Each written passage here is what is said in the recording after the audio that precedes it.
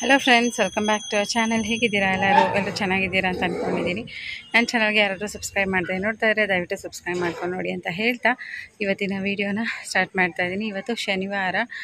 ಶನಿವಾರ ಇವಾಗಷ್ಟೇ ನೋಡಿ 6:15 6:30 ಆಗಿದೆ.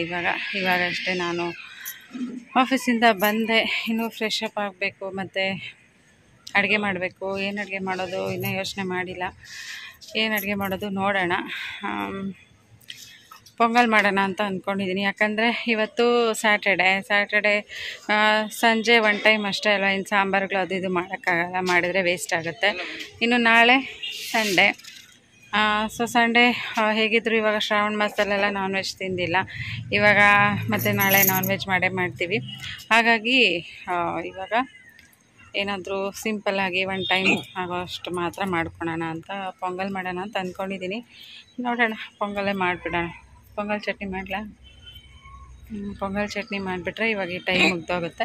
ಇನ್ನು ನಾಳೆ ಬೆಳಗ್ಗೆ ಏನಾದರೂ ನೋಡೋಣ. ಸಂಡೇ ಹೇಗಾಗುತ್ತೆ ಅಂತ ಹೇಳ್ಬಿಟ್ಟು. ನೀರು ಇರಲಿಲ್ಲ, ನೀರು ಕೂಡ ಬಂದಿದೆ. ಇವಾಗ ಫುಲ್ಲು ಮೇಲ್ಗಡೆ ಟ್ಯಾಂಕು ಫುಲ್ ಇದೆ, ಕೆಳಗಡೆನೂ ಫುಲ್ ಇದೆ.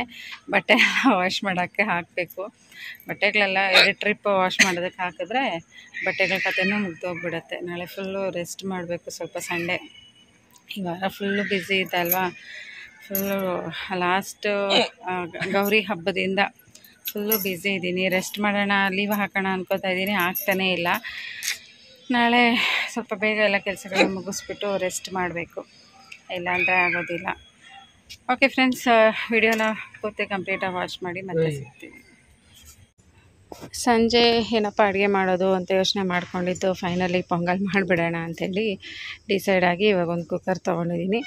ಪೊಂಗಲ್ ಆದರೆ ಬೇಗ ಆಗುತ್ತೆ, ಈಸಿಯಾಗೂ ಆಗುತ್ತಲ್ಲ. ಹಾಗಾಗಿ ಮೊದಲನೇದಾಗಿ ಒಂದು 2 ಸ್ಪೂನ್ ಆಗೋಷ್ಟು ಆಯಿಲ್ನ ಹಾಕ್ಕೊಂಡಿದ್ದೀನಿ. ಅದಕ್ಕೆ ಇವಾಗ ಸಾಸಿವೆ ಹಾಕ್ಕೋತಾ ಇದ್ದೀನಿ. ಸಾಸಿವೆ ಎಲ್ಲ ಚೆನ್ನಾಗಿ ಸಿಡಿಬೇಕು. ಅದಾದಮೇಲೆ ಜೀರಿಗೆ ಹಾಕ್ಕೋತಾ ಇದ್ದೀನಿ. ಒಬ್ಬೊಬ್ಬರು ಒಂದೊಂದು ಥರ ಮಾಡ್ತಾರೆ, ಬಟ್ ಈ ಥರ ಮಾಡೋದು ಸ್ವಲ್ಪ ಬೇಗನೂ ಆಗುತ್ತೆ, ಟೇಸ್ಟು ಕೂಡ ತುಂಬ ಚೆನ್ನಾಗಿರುತ್ತೆ. ಹಾಗೆಯೇ ಇವಾಗ ಸಾಸಿವೆ ಜೀರಿಗೆ ಎಲ್ಲ ಸಿಡಿದಿದ್ದಾಗಿದೆ. ನೆಕ್ಸ್ಟ್ ಇವಾಗ ನಾನು ಇದಕ್ಕೆ ಮೇನ್ ಇಂಗ್ರೀಡಿಯೆಂಟು ಮೆಣಸನ್ನು ಹಾಕ್ಕೋತಾ ಇದ್ದೀನಿ. ಈ ಮೆಣಸನ್ನು ಹಾಕೋದು ಒಂದು ಎಕ್ಸ್ಟ್ರಾ ಫ್ಲೇವರ್ ಕೂಡ ಕೊಡುತ್ತೆ. ಹಾಗೆಯೇ ಇದಕ್ಕೆ ನಾನೀಗ ಹಸಿಮೆಣಸಿನ್ಕಾಯಿನ ಸೆಂಟ್ರಲ್ಲಿ ಸೀಳ್ಕೊಂಡು ಹಸಿಮೆಣಸಿನ್ಕಾಯಿನ ಕೂಡ ಹಾಕ್ಕೋತಾ ಇದ್ದೀನಿ. ಹಾಗೆ ಕರಿಬೇವಿನ ಸೊಪ್ಪು ಇದನ್ನೆಲ್ಲ ಹಾಕೋದ್ರಿಂದ ಎಣ್ಣೆಯಲ್ಲಿ ಹಾಕಿ ನಾವು ಫ್ರೈ ಮಾಡೋದ್ರಿಂದ ಖಾರ ಆವಾಗಲೇ ಬಿಟ್ಬಿಡುತ್ತಲ್ವ, ಆವಾಗ ಒಂದು ಎಕ್ಸ್ಟ್ರಾ ಟೇಸ್ಟು ತುಂಬ ಚೆನ್ನಾಗಿ ಆ್ಯಡ್ ಆಗುತ್ತೆ. ಹಾಗೆಯೇ ಅರಿಶಿನ ಕೂಡ ಇದೇ ಟೈಮಲ್ಲಿ ಆ್ಯಡ್ ಮಾಡ್ಕೊಳ್ತೀನಿ.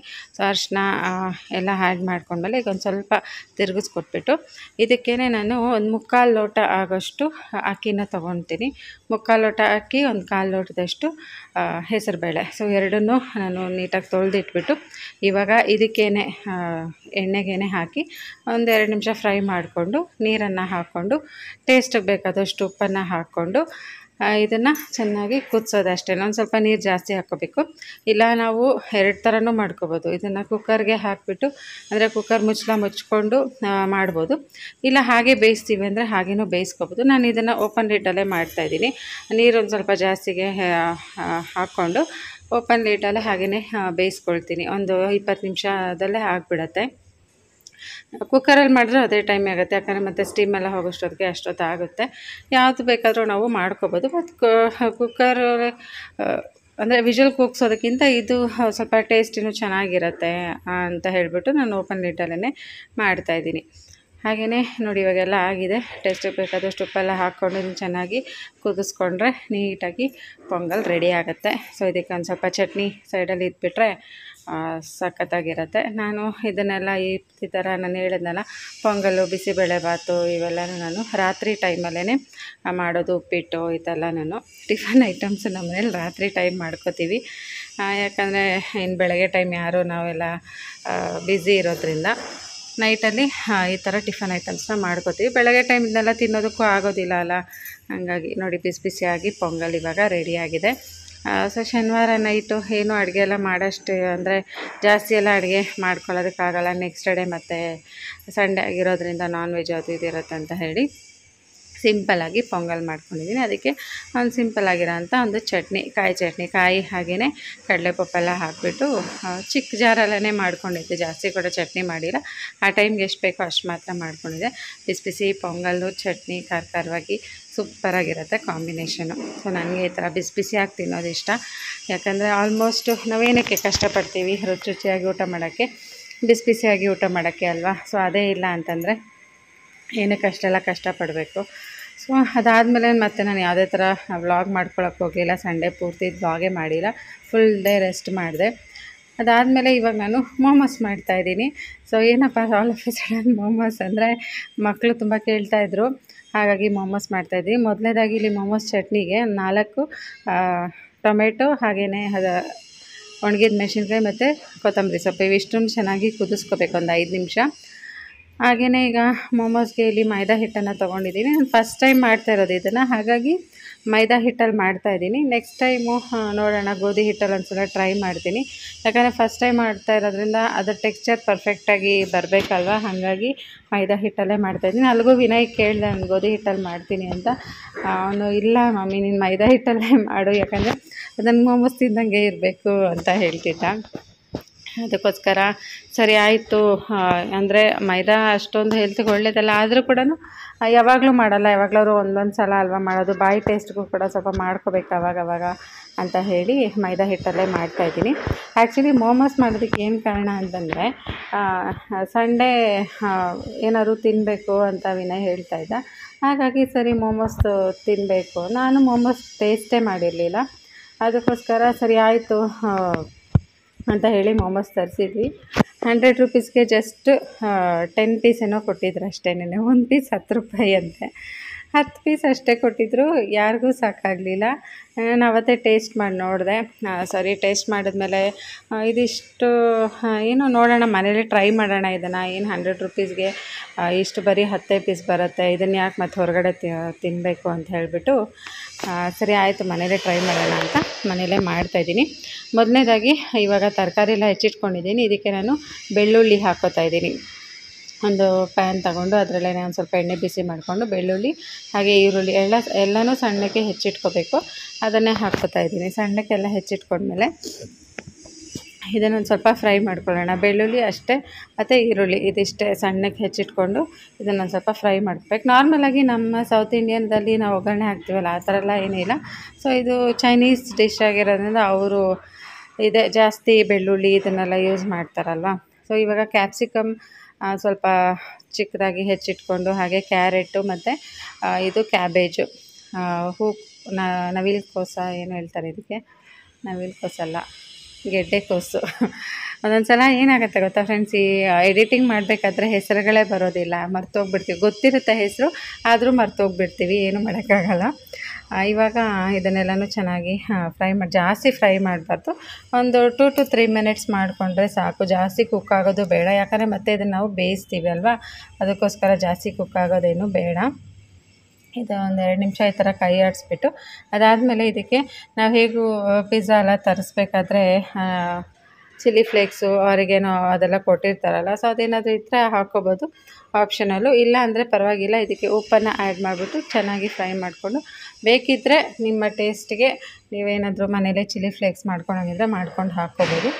ಅವರಿಗೇನೋ ಎಲ್ಲನೂ ಇವಾಗ ಹೇಗೂ ಸಿಗುತ್ತೆ ಅಂಗಡಿಗಳಲ್ಲಿ ಹರ್ಬ್ಸ್ ಎಲ್ಲನೂ. ಸೊ ಇದು ಹಾಕ್ಕೊಂಡ್ರೆ ಟೇಸ್ಟು ಚೆನ್ನಾಗಿರುತ್ತೆ. ಹಾಗಾಗಿ ಇದನ್ನೇ ಹಾಕ್ಕೋತಾ ಇದ್ದೀನಿ. ಪಿಜ್ಜಾ ಎಲ್ಲ ತರಿಸಿದಾಗ ಇನ್ನು ಮಿಕ್ಕಿರುತ್ತಲ್ಲ ಅದನ್ನೆಲ್ಲ ಎತ್ತಿಟ್ಟಿದ್ದೆ, ಅದು ಇವಾಗ ಯೂಸ್ ಆಗ್ತಾಯಿದೆ.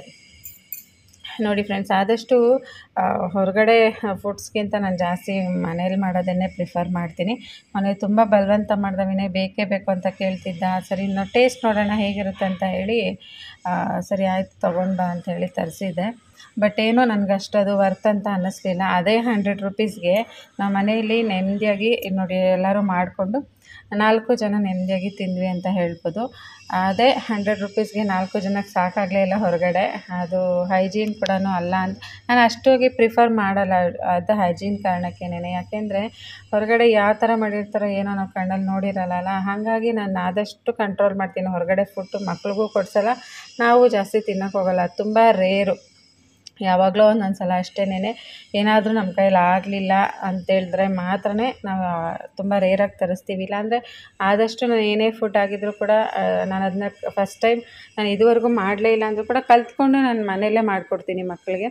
ಮೋಮೋಸು ಅಷ್ಟೇ ಮಾಡಬೇಕು ಅಂತ ಹೇಳಿ ಇವತ್ತು ಮನೆಯಲ್ಲೇ ನೋಡೋಣ, ಇವತ್ತು ಟ್ರೈ ಮಾಡೋಣ ಮನೆಯಲ್ಲೇ ಅಂತ ಹೇಳ್ಬಿಟ್ಟು ಮನೆಯಲ್ಲೇ ಮಾಡ್ತೀನಿ. ಸೊ ಇವಾಗ ಇದು ಕಲ್ತ್ಕೊಂಡು ನಾನು ನೆಕ್ಸ್ಟು ಇನ್ನು ಸ್ನ್ಯಾಕ್ಸ್ಗೆ ಮಕ್ಳು ಇದನ್ನೇ ಕೇಳ್ತಾರೆ, ಆರಾಮಾಗಿ ಮಾಡಿಕೊಡ್ಬೋದು. ಒಂದು ಸಲ ಕಲಿಯೋವರೆಗೂ ಅಷ್ಟೇ, ಕಲ್ತ ಮೇಲೆ ಆಮೇಲೆ ಈಸಿ ಆಗಿಬಿಡತ್ತೆ.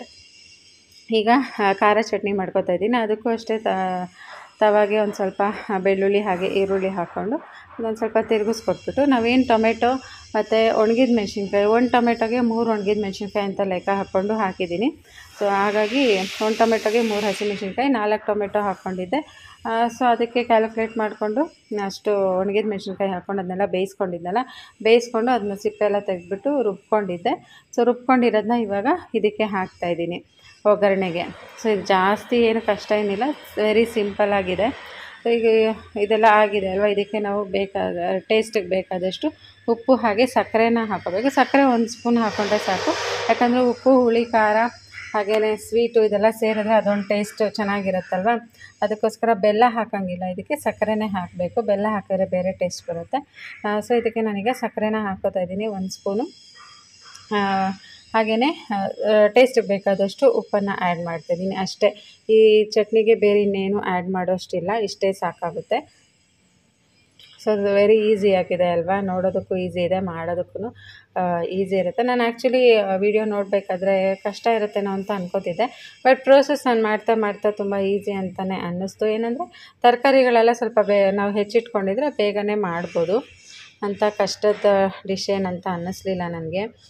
ಸೊ ಇವಾಗ ನೋಡ್ತಾ ಇದ್ದೀರಲ್ಲ, ಖಾರ ಚಟ್ನಿ ಕೂಡ ರೆಡಿಯಾಗಿದೆ. ಸೊ ಈ ಖಾರ ಹೆಂಗಂದರೆ ತುಂಬ ಅವರು ಅಂಗಡಿಗಳಲ್ಲಿ ಕೊಡೋಷ್ಟು ತುಂಬ ಜಾಸ್ತಿ ಖಾರ ಇರಲಿಲ್ಲ, ನಮ್ಮ ಟೇಸ್ಟಿಗೆ. ಸೊ ನಾವು ನಮ್ಮ ಮನೇಲಿ ಎಷ್ಟು ಖಾರ ತಿಂತೀವೋ ಅಷ್ಟು ಟೇಸ್ಟಿಗೆ ಕರೆಕ್ಟಾಗಿತ್ತು. ಹಾಗಾಗಿ ಇದಕ್ಕೆ ಇನ್ನೇನು ಎಕ್ಸ್ಟ್ರಾ ಆ್ಯಡ್ ಮಾಡೋಷ್ಟಿಲ್ಲ. ಈಗ ಜಸ್ಟ್ ಸ್ಟವ್ ಆಫ್ ಮಾಡಿಬಿಟ್ಟು ಚಟ್ನಿ ಎಲ್ಲ ಸೈಡಿಗೆ ಎತ್ತಿಟ್ಕೊಳ್ತೀನಿ. ಇವಾಗ ಅದನ್ನೆಲ್ಲ ಫಿಲ್ಲಿಂಗ್ ಮಾಡೋಣ. ಸೊ ಚಟ್ನಿ ನೋಡಿ ಅಷ್ಟಾಗಿದೆ, ಒಂದು ಬಾಕ್ಸ್ ತುಂಬ ಆಗಿದೆ. ಈಗ ನಾನು ಮೈದಾ ಹಿಟ್ಟನ್ನು ರೆಡಿ ಮಾಡ್ಕೊಂಡಿದ್ನಲ್ಲ, ಸೊ ಅದನ್ನು ಈ ರೀತಿ ಲಟ್ಟಿಸ್ಕೊಳ್ತೀನಿ. ಸೊ ಲಟ್ಟಿಸ್ಕೋಬೇಕಾದ್ರೆ ಇದು ಗೋಧಿ ಹಿಟ್ಟಿಂದನೇ ಲಟ್ಟಿಸ್ಕೊತಾ ಇದ್ದೀನಿ ಆ್ಯಡ್ ಮಾಡಿಕೊಂಡು. ಸೊ ಈ ಥರ ನಾವು ಪೂರಿ ಎಲ್ಲ ಮಾಡ್ಕೊಳ್ತೀವಲ್ಲ, ಆ ಶೇಪ್ಗೆ ಇದನ್ನು ಮಾಡಿಕೊಂಡು ಇದಕ್ಕೆ ನಾವು ಫಿಲ್ಲಿಂಗ್ ಮಾಡ್ಕೊಳ್ಳೋದು ಅಷ್ಟೇನೆ. ಸೊ ಫಿಲ್ಲಿಂಗ್ ಮಾಡ್ಕೊಂಡು ಅದನ್ನು ಫೋಲ್ಡ್ ಮಾಡ್ಕೋಬೇಕು. ಸೊ ವಿನಯ್ಗಂತೂ ಫಸ್ಟ್ ಫೇವ್ರೇಟ್ ಇದು. ಇವಾಗಿಂದ ವಿಜಯ್ಗೂ ಫೇವ್ರೇಟ್ ಆಗೋಯ್ತು. ಆ್ಯಕ್ಚುಲಿ ವಿನಯ್ ಬಂದುಬಿಟ್ಟು ಜಾಸ್ತಿ ಮೋಮೋಸ್ ಅಂತಲೇ ಕೇಳ್ತಿರ್ತಾನೆ. ವಿಜಯ್ ಏನು ಅಷ್ಟು ಕೇಳ್ತಾ ಇರಲಿಲ್ಲ, ಬಟ್ ಇವಾಗ ತಿಂದಮೇಲೆ ಅವನು ಕೂಡ ನನಗೆ ಇನ್ಮೇಲೆ ಸ್ನ್ಯಾಕ್ಸ್ಗೆ ಯಾವಾಗಲಾದ್ರೂ ಕೇಳಿದ್ರೆ ನನಗೆ ಮಾಡಿಕೊಡು ಅಂತ ಕೇಳ್ತಿದ್ದೆ. ಇನ್ನು ಮಕ್ಕಳಿಗೆ ಅದನ್ನು ಕೂಡ ಮಾಡಿಕೊಡ್ಬೋದು, ಯಾಕಂದರೆ ನೈಟೇ ನಾವು ಇದನ್ನೆಲ್ಲ ರೆಡಿ ಮಾಡಿ ಇಟ್ಕೊಂಡ್ಬಿಟ್ರೆ ಬೆಳಗ್ಗೆ ಆರಾಮಾಗಿ ಮಾಡಿಕೊಡ್ಬೋದು. ಜಸ್ಟ್ ಇದನ್ನ ಫಿಲ್ಲಿಂಗ್ ಮಾಡಿ ಬೇಯಿಸ್ಕೊಟ್ಬಿಟ್ರೆ ಮುಗೀತು.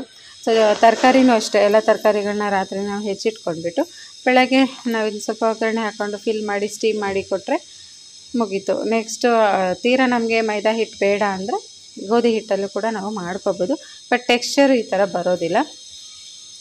ಹೆಲ್ದಿಯಾಗಿ ತಿನ್ನಬೇಕು ಅಂದರೆ ಗೋಧಿ ಹಿಟ್ಟಲ್ಲಿ ಮಾಡ್ಕೊಬೋದು. ಸೊ ಇವಾಗ ಜಸ್ಟ್ ಇದನ್ನು ಈ ರೀತಿ ಪ್ರೆಸ್ ಮಾಡಿಕೊಂಡ್ರೆ ಆಯಿತು, ಮೋಮೋಸ್ ಶೇಪ್ ಬಂದಿದೆ ನೋಡಿ ಇವಾಗ. ಸೊ ಅಷ್ಟೇ, ಇದು ಇವಾಗ ಇದೇ ಥರನೇ ಎಲ್ಲ ರೆಡಿ ಮಾಡಿ ಇಟ್ಕೊಂಡ್ಬಿಟ್ಟು ಆಮೇಲೆ ನಾವೇನು ಇಡ್ಲಿ ಪಾತ್ರೆ ಇರುತ್ತಲ್ಲ, ಸೊ ಇಡ್ಲಿ ಪಾತ್ರೆಯಲ್ಲಿ ಸ್ಟೀಮ್ ಮಾಡ್ಕೊಬೇಕಾಗತ್ತೆ. ಕರೆಕ್ಟು ಸ್ಟೀಮ್ ಎಷ್ಟೊತ್ತು ಮಾಡಬೇಕಂದ್ರೆ ಒಂದು 20 ಮಿನಿಟ್ಸ್ ಇದನ್ನು ಕರೆಕ್ಟಾಗಿ ಸ್ಟೀಮ್ ಮಾಡಿದ್ರೆ ಒಂದು ಟೆಕ್ಸ್ಚರ್ ಏನಿರುತ್ತೆ ಹಾಗೆ ಇರುತ್ತೆ. ಹಾಗೆಯೇ ತರಕಾರಿ ಎಲ್ಲ ಏನಿರುತ್ತಲ್ಲ ತರಕಾರಿನೂ ಬೆಂದಿರುತ್ತೆ, ಆ ಮೈದಾ ಹಿಟ್ಟು ಕೂಡ ಬೆಂದಿರುತ್ತೆ, ಚೆನ್ನಾಗಿರುತ್ತೆ ಟೇಸ್ಟು ತಿನ್ನೋದಕ್ಕೆ. ಅದು ಪರ್ಫೆಕ್ಟ್ ಅಂತಲೇ ಹೇಳ್ಬೋದು. 20 ನಿಮಿಷ ಬೇಯಿಸಿದ್ರೆ ಸಾಕು. ಸೊ ಬೆಳಗ್ಗೆ ಹೊತ್ತು ಮಕ್ಕಳು ತಿನ್ಬಿಟ್ಟು ಹೋಗೋದಕ್ಕೂ ಆಗುತ್ತೆ, ಅಥವಾ ಸ್ನ್ಯಾಕ್ಸ್ಗಾದರೂ ಕೊಡ್ಬೋದು ಮಕ್ಕಳಿಗೆ. ಇಷ್ಟಪಟ್ಟು ತಿಂತಾರೆ. ಯಾರಾದರೂ ಮಕ್ಕಳು ಈ ಥರ ತರಕಾರಿ ಎಲ್ಲ ತಿನ್ನಲ್ಲ ಅನ್ನೋರಿಗೆ ಈ ರೀತಿ ಮಾಡಿಸ್ಬೋದು. ನಮ್ಮ ವಿಜಯ್ ಅಂತೂ ತರಕಾರಿ ಎಲ್ಲ ತಿನ್ನೋದೇ ಇಲ್ಲ ಅವನು. ಅದಕ್ಕೆ ಅವನು ಹೇಳ್ತಾ ಇದ್ದೆ, ಇವತ್ತು ನಾನು ಎಷ್ಟೊಂದು ತರಕಾರಿ ತಿಂದುಬಿಟ್ಟಿದ್ದೀನಲ್ವ ಮಮ್ಮಿ ಅಂತ. ಯಾಕೆಂದರೆ ನಾರ್ಮಲಾಗಿ ಒಂದು ತರಕಾರಿ ಎಲ್ಲ ಎತ್ತಿ ಸೈಡ್ಗೆ ಇಡ್ತಾ ಇರ್ತಾನೆ, ತರಕಾರಿ ತಿನ್ನೋದೇ ಇಲ್ಲ. ಈ ರೀತಿ ಎಲ್ಲ ಮಾಡಿಕೊಟ್ಟಾಗ ತರಕಾರಿ ಕೂಡ ತಿಂತಾರೆ. ಇದಕ್ಕೆ ನಾವು ಯಾವ ತರಕಾರಿ ಬೇಕಾದರೂ ನಾವು ಆ್ಯಡ್ ಮಾಡ್ಕೋಬೋದು. ಸೊ ತರಕಾರಿಗಳೆಲ್ಲ ಹೆಚ್ಚು ಮಕ್ಕಳಿಗೆ ಇದನ್ನು ಬೇಕಿದ್ರೆ ನಾವು ಇದಕ್ಕೆ ಸೊಪ್ಪನ್ನು ಕೂಡ ಆ್ಯಡ್ ಮಾಡಿ, ಯಾಕಂದರೆ ನಾವು ಫೀಲಿಂಗ್ ಮಾಡ್ತೀವಲ್ಲ. ಸೊ ಚೈನಾದವ್ರು ಹೇಗೆ ಮಾಡ್ತಾರೋ ಹಾಗೆ ಮಾಡಬೇಕಂತ ಏನಿಲ್ಲ, ನಮ್ಮ ಸೌತ್ ಇಂಡಿಯನ್ಗೆ ತಕ್ಕಂಗೆ ನಮ್ಮ ಟೇಸ್ಟಿಗೆ ತಕ್ಕಂಗೆ ನಾವು ಇದನ್ನು ಮೋಲ್ಡ್ ಮಾಡ್ಕೊಬೋದು, ಯಾವ ಥರ ಬೇಕೋ ಆ ಥರ. ಬೇಕಿದ್ರೆ ನಾವು ಇದಕ್ಕೆ ಸೊಪ್ಪುಗಳನ್ನೆಲ್ಲನೂ ಸಣ್ಣಕ್ಕೆ ಹೆಚ್ಚಿಬಿಟ್ಟು ಸೊಪ್ಪುಗಳನ್ನ ಹಾಕ್ಬೋದು, ತರಕಾರಿಗಳನ್ನ ಹಾಕ್ಬೋದು, ಕ್ಯಾರೆಟು, ಬೀನ್ಸು, ಹಾಗೆಯೇ ಈ ಒಂದು ಕ್ಯಾಬೇಜು ಇದೆಲ್ಲನೂ ಹಾಕ್ಕೊಳ್ಳೋದ್ರಿಂದ ಅದರಲ್ಲಿರೋವಂಥ ನ್ಯೂಟ್ರಿಯೆಂಟ್ಸ್ ಎಲ್ಲನೂ ಮಕ್ಕಳಿಗೆ ಸೇರುತ್ತೆ. ಅಟ್ಲೀಸ್ಟ್ ಈ ರೀತಿನಾದರೂ ಮಕ್ಕಳು ತಿಂತಾರೆ. ಒಂದು ಹೆಲ್ದಿ ಸ್ನ್ಯಾಕ್ಸ್ ಅಂತಲೇ ಹೇಳ್ಬೋದು ನನ್ನ ಪ್ರಕಾರ. ಏನಂದರೆ ಮೈದಾ ಬದಲು ಗೋಧಿ ಹಿಟ್ಟು ಯೂಸ್ ಮಾಡಿ ಅಷ್ಟೇನೆ.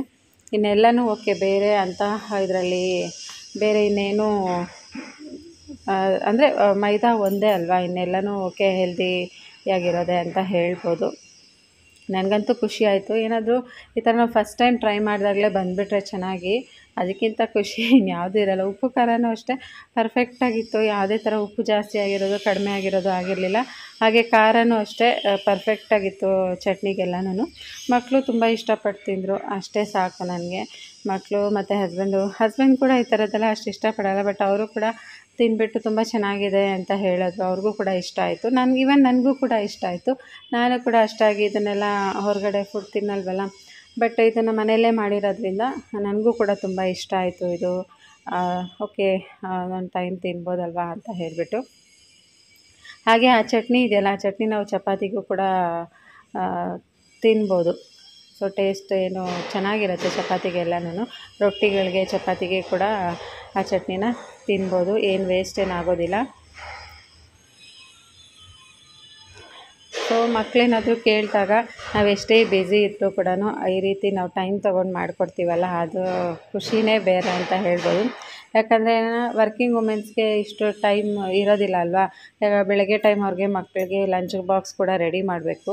ಒಂದು ಎಕ್ಸ್ಟ್ರಾ ಒಂದು ಹಾಫ್ ಆನ್ ಅವರ್ ನಾವು ಅವ್ರಿಗೋಸ್ಕರ ಟೈಮ್ ಸ್ಪೆಂಡ್ ಮಾಡಿಕೊಂಡು, ಕಷ್ಟ ಆದರೂ ಪರವಾಗಿಲ್ಲ ಪ್ರೀತಿಯಿಂದ ಅವ್ರಿಗೆ ಮಾಡಿಕೊಟ್ರೆ ಅವರು ಖುಷಿ ಪಡ್ತಾರೆ. ಅವ್ರಿಗೂ ಕೂಡ ಒಂದು ಫೀಲಿಂಗ್ ಇರೋದಿಲ್ಲ ಅಲ್ವಾ, ಅಯ್ಯೋ ನಮ್ಮ ಮಮ್ಮಿ ಕೆಲ್ಸಕ್ಕೆ ಹೋಗ್ತಾರೆ, ನಮಗೆ ಏನು ಕೇಳಿದ್ರು ಮಾಡಿಕೊಡಲ್ಲ, ಹಾಗೆ ಹೀಗೆ ಅನ್ನೋ ಫೀಲಿಂಗ್ ಬರಬಾರ್ದು ಅನ್ನೋದು ನನ್ನ ಉದ್ದೇಶ ಅಷ್ಟೇನೆ. ಯಾವಾಗಲೂ ಅಷ್ಟೇ, ನಮ್ಮ ಮಕ್ಳು ಏನೇ ಕೇಳಿದ್ರು ಇಲ್ಲ ಅಂತ ಹೇಳೋದಿಲ್ಲ, ನಾನು ಕೊಡ್ತೀನಿ, ಎಷ್ಟೇ ಕಷ್ಟ ಆದರೂ ಪರವಾಗಿಲ್ಲ. ಟೈಮ್ ಸ್ವಲ್ಪ ಒಂದು ಎಕ್ಸ್ಟ್ರಾ ಆದ್ರೂ ಆ ಟೈಮ್ಗೆ ನಾನು ಮುಗಿಸ್ಕೋತೀನಿ.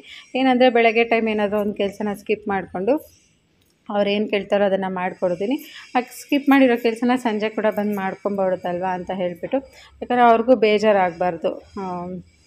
ಇವರು ಅಯ್ಯೋ ನಮ್ಮಮ್ಮ ಕೆಲ್ಸಕ್ಕೆ ಹೋಗ್ತಾರಪ್ಪ, ನಮಗೆ ಏನೂ ಮಾಡಿಕೊಡೋದಕ್ಕಾಗೋದಿಲ್ವೇನೋ, ಕೇಳಿದ್ರೆ ಏನಂತಾರೋ ಏನೋ ಅನ್ನೋ ಥರ ಅವ್ರಿಗೂ ಕೂಡ ಫೀಲ್ ಆಗಬಾರ್ದು. ಅವ್ರೇನು ಕೇಳ್ತಾರೋ ಅದನ್ನು ಮಾಡಿಕೊಡ್ಬೇಕು ಅಷ್ಟೇ. ಯಾಕಂದರೆ ಈ ಟೈಮ್ ಬಿಟ್ಟರೆ ಮತ್ತು ಅವ್ರಿಗೆ ಆಗ ದೊಡ್ಡವರಾದ್ಮೇಲೆ ಅವರೆಲ್ಲ ಕೇಳೋದಿಲ್ಲ ಅಲ್ವಾ, ತುಂಬ ರೇರು ನನಗೆ ಅದು ಮಾಡಿಕೊಡು ಇದು ಮಾಡಿಕೊಡು ಅಂತ ಕೇಳೋದು. ಚಿಕ್ಕ ಮಕ್ಕಳಲ್ಲಿ ಅವ್ರಿಗೇನು ಬೇಕೋ ಅದನ್ನು ಮಾಡಿಕೊಟ್ಬಿಟ್ರೆ ನಮಗೂ ಖುಷಿ, ಅವ್ರಿಗೂ ಖುಷಿ. ಇವಾಗ ನಾವು ಇದನ್ನೆಲ್ಲನೂ ರೆಡಿ ಮಾಡಿ ಇಟ್ಕೊಂಡು ಒಂದೇ ಸಲ ಅಟ್ ಎ ಟೈಮ್ ಒಂದು 10 ಮೊಮೋಸ್ನ ರೆಡಿ ಮಾಡಿ ಇಟ್ಕೊಂಡು ಬಿಡಬೇಕು. ಈ ಥರ ಮಾಡಿಕೊಂಡು ಆಮೇಲೆ ಈ ಥರ ಒಂದು ಇಡ್ಲಿ ಸ್ಟ್ಯಾಂಡ್ ಬರುತ್ತೆ, ಇಡ್ಲಿ ಪಾತ್ರೆ ಅಥವಾ ಈ ಥರ ಸ್ಟೀಮರ್ಸ್ ಕೂಡ ಸಿಗುತ್ತಲ್ಲ, ಅದರಲ್ಲಿ ನಾವು ಇದನ್ನು ನೀಟಾಗಿ ಒಂದ್ರ ಪಕ್ಕ ಒಂದು ಜೋಡಿಸಿಟ್ಕೊಂಡು ಹಬೆಯಲ್ಲಿ ಒಂದು 20 ನಿಮಿಷ ಇದನ್ನು ಚೆನ್ನಾಗಿ ಬೇಯಿಸ್ಕೋಬೇಕಷ್ಟೇ. ಬೇಯಿಸ್ಕೊಂಡ್ರೆ ಬಿಸಿಯಾಗಿರೋಂಥ ಮೊಮೋಸ್ ರೆಡಿ ಆಗುತ್ತೆ, ವೆಜ್ ಮೊಮೋಸು.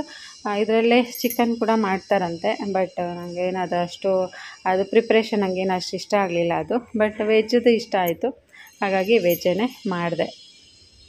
ವೆಜ್ ಮೊಮೋಸ್ ಚೆನ್ನಾಗಿ ಬಂತು ಕೂಡ. ಓಕೆ, ನೋಡಿದ್ರಲ್ಲ, ಇವಾಗ ಇದೆಲ್ಲನೂ ಈಗ ಆಗಿದೆ. ಲಿಡ್ ಕ್ಲೋಸ್ ಮಾಡಿಬಿಟ್ಟು ಬಿಟ್ಬಿಡೋಣ ಒಂದು ಸ್ವಲ್ಪ ಹೊತ್ತು, 20 ನಿಮಿಷ ಚೆನ್ನಾಗಿ ಅದು ಬೇಯಲಿ. ಇವಾಗ 20 ನಿಮಿಷ ಆಗಿದೆ ನೋಡಿ, ಬಿಸಿ ಮೊಮೋಸ್ ರೆಡಿ ಆಗಿದೆ. ಇವಾಗ ಟೆಕ್ಸ್ಚರ್ ನೋಡ್ತಾ ಇರ್ಬೋದು ಯಾವ ಥರ ಇದೆ ಅಂತ ಹೇಳಿಬಿಟ್ಟು. ಸೊ ಇದು ಪರ್ಫೆಕ್ಟಾಗಿರೋಂಥ ಟೆಕ್ಸ್ಚರು, ಬೆಂದಿದೆ ಅಂತ ಹೇಳ್ಬೋದು. ಸೊ ಇವಾಗ 20 ನಿಮಿಷ ಬೇಯಿಸಿದ್ರೆ, ಟೈಮ್ ನೋಡ್ಕೊಂಡು 20 ನಿಮಿಷ ಕರೆಕ್ಟಾಗಿ ಬೇಯಿಸಿದ್ರೆ ಈ ಟೆಕ್ಸ್ಚರ್ ಬರುತ್ತೆ, ಪರ್ಫೆಕ್ಟಾಗಿ ಕುಕ್ ಆಗಿರುತ್ತೆ. ಇವಾಗ ಇದನ್ನು ಖಾರ ಚಟ್ನಿ ಜೊತೆಗೆ ಸರ್ವ್ ಮಾಡಿಕೊಂಡು ತಿಂತಾ ಇರೋದಷ್ಟೇ ನೋಡಿ, ಈ ಥರ ಬರುತ್ತೆ ಎಲ್ಲ ಚೆನ್ನಾಗಿ ಕುಕ್ ಆದಮೇಲೆ. ಈಗ ಎಲ್ಲರೂ ಬ್ಯಾಟಿಂಗ್ ಮಾಡ್ತಾಯಿದ್ದೀವಿ. ಸೊ ನೋಡಿ, ಫಿಲ್ಲಿಂಗ್ ಎಲ್ಲನೂ ಅದು ಕೂಡ ಚೆನ್ನಾಗಿ ಬೆಂದಿದೆ. ಸೊ ಬಿಸಿಯಾಗಿ ಇವಾಗ ರೆಡಿಯಾಗಿದೆ, ನಾವೆಲ್ಲರೂ ಟೇಸ್ಟ್ ಮಾಡ್ತೀವಿ.